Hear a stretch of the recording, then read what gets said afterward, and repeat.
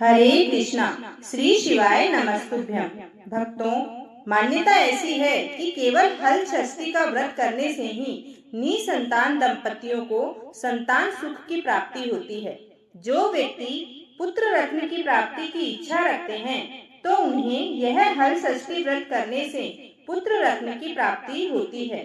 हर छठ या हल छठ व्रत भाद्रपद मास के कृष्ण पक्ष की षष्ठी तिथि को रखा जाता है। कुछ जगहों पर इस व्रत को ललही छठ या हल षष्ठी के नाम से भी जाना जाता है। यह व्रत भगवान श्री कृष्ण के बड़े भाई बलराम जी को समर्पित है। मान्यता है कि इस दिन ही बलराम जी का जन्म हुआ था। मान्यता है कि इस व्रत को करने से बलराम जी का आशीर्वाद प्राप्त होता है। यह व्रत संतान की लंबी आयु और खुशहाली के लिए किया जाता है। इस दिन व्रती महिलाएं हल से जोती गई फसल की कोई चीज नहीं खाती है, न ही जमीन में उगाई गई चीज खाई जाती है। बलराम जी का शस्त्र हल माना गया है, इसलिए हल से जोती गई चीजों का प्रयोग वर्जित माना गया है। इस व्रत में तालाब में उगाई गई चीजें खाई जाती है। हल षष्ठी व्रत के दिन महिलाएं भूल कर भी हल से जोती गई धरती पर ना चलें। हल चले अन्न, फल या साग सब्जी का सेवन नहीं करें। इस दिन गाय के दूध, दही व घी के प्रयोग की मनाही होती है।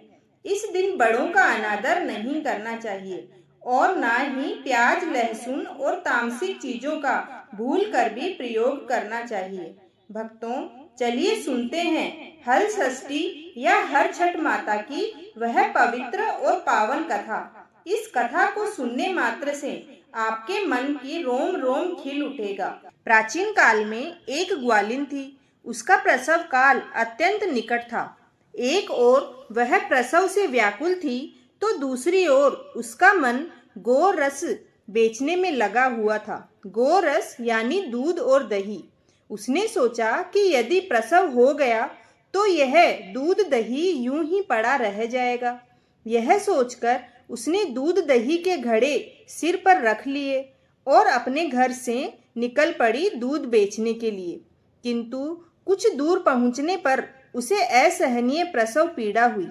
वह एक झरबेरी की ओट में चली गई और वहां उसने एक बच्चे को जन्म दिया। वह बच्चे को वहीं छोड़कर पास के गांव में दूध दही बेचने चली गई।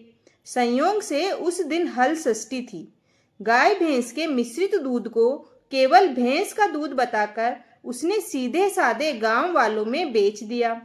उधर जिस झरबेरी के नीचे उसने बच्चे को छोड़ा था, उसके समीप ही एक खेत में एक किसान हल जोत रहा था।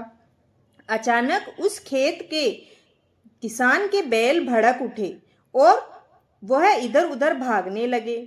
इससे उस किसान के बैलों का जो हल जुता हुआ था, उसका फल उछलकर उस बालक के पेट में घुस गया और वह फल उसके शरीर में घुसने से वह बालक मर गया।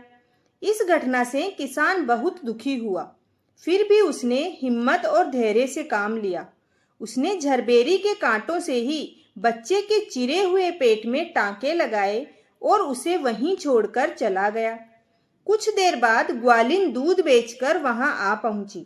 बच्चे की ऐसी दशा देखकर उसे समझने में तनिक भी देर नहीं लगी कि यह सब उसके पापों की सजा है। वह सोचने लगी कि यदि मैंने झूठ बोलकर गाय का दूध न बेचा होता और गांव की स्त्रियों का धर्म भ्रष्ट न किया होता तो मेरे बच्चे की यह दशा नहीं होती। अतः मुझे लौटकर सब बातें गांव वालों को बताकर प्रायश्चित करना चाहिए। ऐसा निश्चय कर वह उस गांव में पहुंची जहां उसने दूध दही बेचा था। वह गली गली घूमकर अपने करतूत और अपने फलस्वरूप मिले दंड का बखान करने लगी और रोती बिलखती रही। तब गांव की स्त्रियों ने स्वधर्म रक्षार्थ और उस पर रहम खाकर उसे क्षमा कर दिया और आशीर्वाद दिया। बहुत सी स्त्रियों द्वारा आशीर्वाद लेकर जब वह पुनः झरबेरी के नीचे पहुंची तो यह देखकर आश्चर्यचकित रह गई कि वहां उसका पुत्र जीवित अवस्था में पड़ा है।